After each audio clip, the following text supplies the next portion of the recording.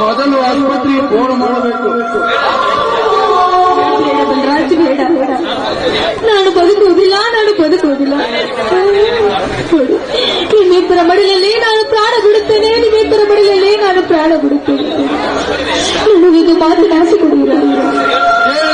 ಯಾವ ಮಾತು ತಿಳಿಸಿಕೊಡುತ್ತೇನೆ. ನನ್ನ ದಿನೇಶನನ್ನು ಚೆನ್ನಾಗಿ ನೋಡಿಕೊಳ್ಳಬೇಕು. ಮುಂದಿನ ಜನ್ಮ ಅಂತಿದ್ದರೆ ನಿನ್ನ ಹೆಂಡತಿಯಾಗಿ ನಾನು ಮತ್ತೆ ಮರಳಿ ಹುಟ್ಟಿ ಬರುತ್ತೇನೆ.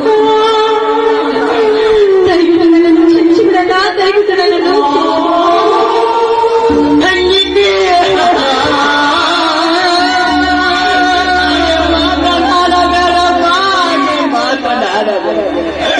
ನಿನಗೇನು ಆಗುವುದಿಲ್ಲ. ಆ ದೇವರು ಎಷ್ಟು ಬೇಗ ನಿನ್ನ ದೂರ ಮಾಡುವುದಿಲ್ಲಮ್ಮ.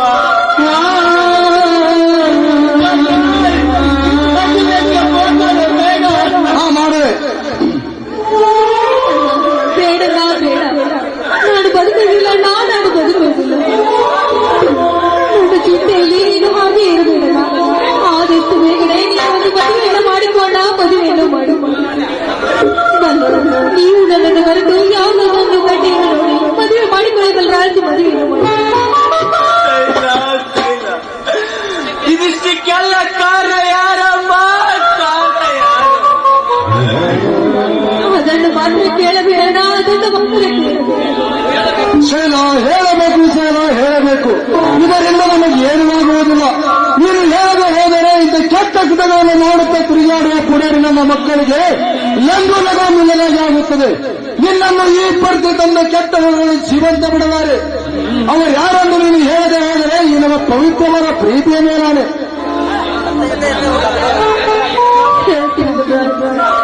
ಇಷ್ಟಕ್ಕೆಲ್ಲ ಕಾರಣ ಆ ನೀತ ಜೈರಾಜ.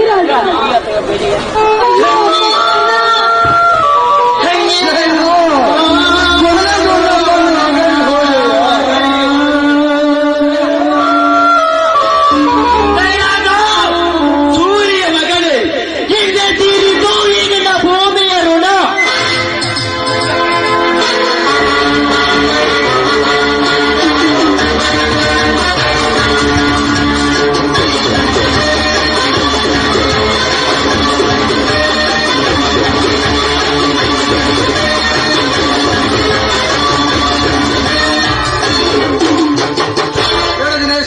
ಕಾನೂನು ಕೈಗೆ ತೆಗೆದುಕೊಳ್ಳಬೇಡ, ಸರಿಯಲ್ಲ.